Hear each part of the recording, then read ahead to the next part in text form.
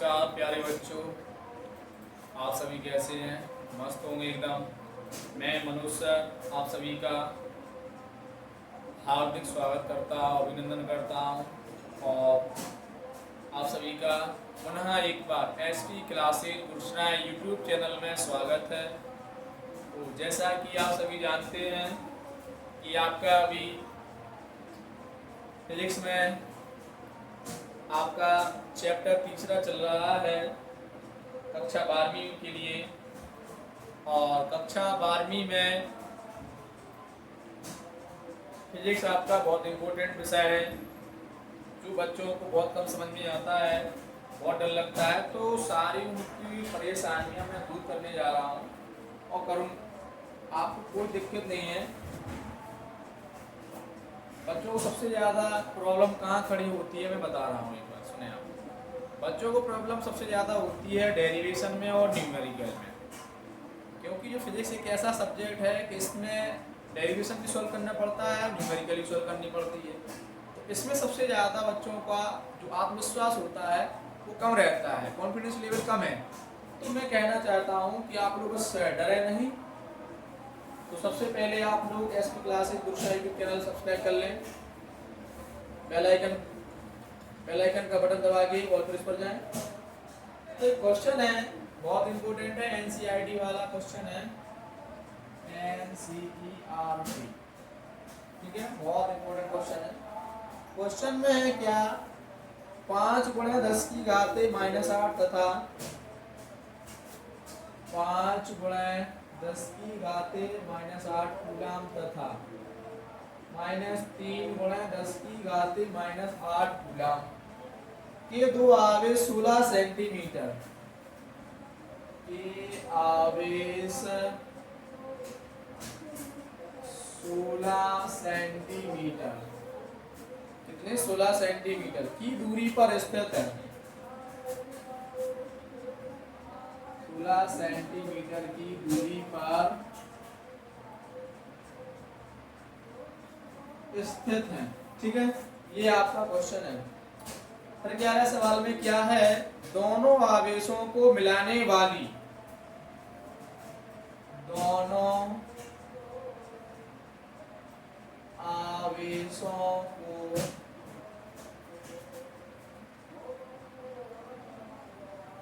मिलाने वाली, दोनों आवेशों को मिलाने वाली रेखा के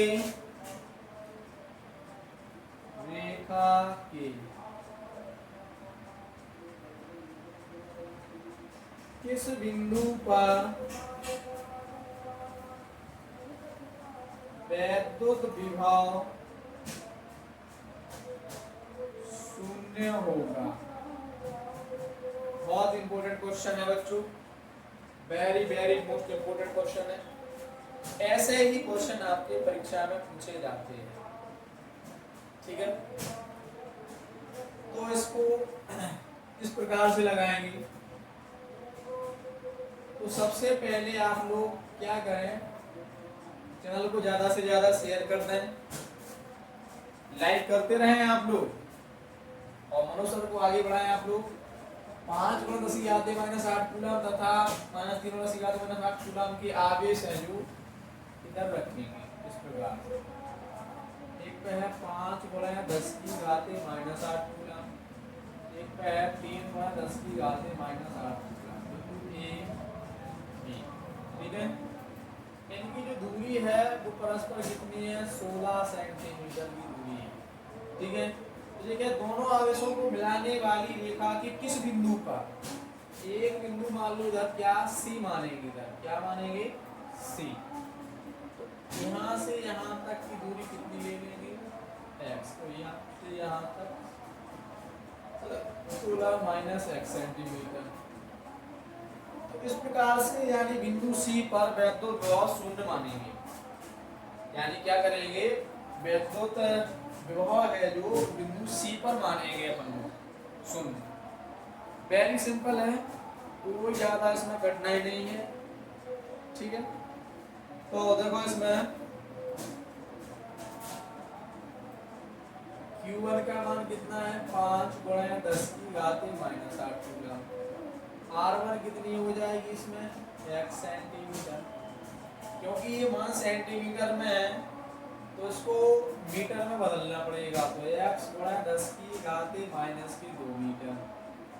जब भी मान सेंटीमीटर से मीटर में बदलेंगे तो 10 की घात माइनस 2 से गुणा करना पड़ेगा। कितने से गुणा करना पड़ेगा 10 की घात माइनस 2 से, तो मीटर में चेंज हो जाएगा। इसी प्रकार Q2 का मान क्या हो जाएगा -3 गुणा 10 की घात माइनस 8 किलोग्राम। R2 बराबर 16 माइनस 1 सेंटीमीटर। ठीक है, तो इसको भी अपन क्या करेंगे मीटर में बदलेंगे, 10 की घात माइनस 2 से गुणा करेंगे। दो कंडीशन बन गई। कितनी कंडीशन बन गई 2 कंडीशन, बस कुछ नहीं। तो इसमें चूंकि वैद्युत विभव है जो वो बिंदु C पर क्या है 0 है, तो क्या हो जाएगा V1 प्लस V2 बराबर 0। यानी जो कंडीशन लगाएंगे अपन लोग कैसे लगाते हैं कि V बराबर V1 प्लस V2। बिंदु C पर विभव कितना मानेंगे V, यानी 0।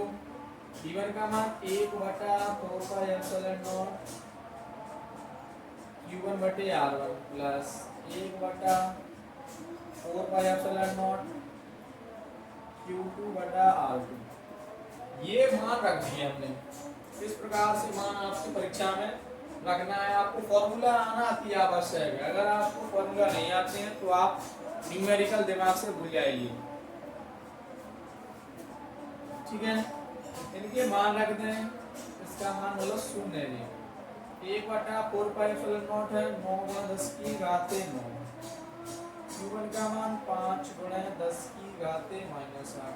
R1 कितनी है x गुणा 10 की घात माइनस 2 प्लस इसका मान फिर से रख दो 9 गुणा 10 की घात 9।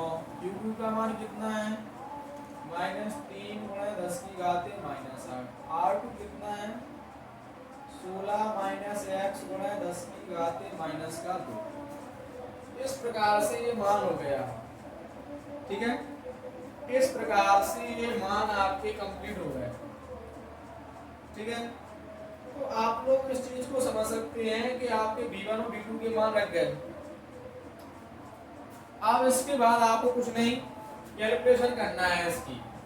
कैलकुलेशन देखें, 0 जाके था 9 गुणा 10 की घात 9 गुणा 5 गुणा 10 की घात माइनस 8 बटा में x गुणा 10 की घात माइनस गुणा प्लस होने माइनस 9 गुणा 3 10 की घात 9 गुणा 10 की घात माइनस 8 बटा में 16 माइनस x गुणा 10 की घात माइनस 2। ठीक है, जो माइनस वाला मान है इसको साइड चेंज कर दो, पक्षांतर कर दो, किस में पहुंच जाएगा ये प्लस में पहुंच जाएगा। तो 9 तिया 27 9 से 8 जाओ 10 बचेगा इतना, और 16 माइनस x गुणा 10 की घात माइनस 2 तो है। इसमें भी 9 गुणा 5 है 9 अपना 45 और 9 से 8 जाएगी कितने बचेगा 10। इधर x गुणा 10 की घात माइनस 2। ठीक है,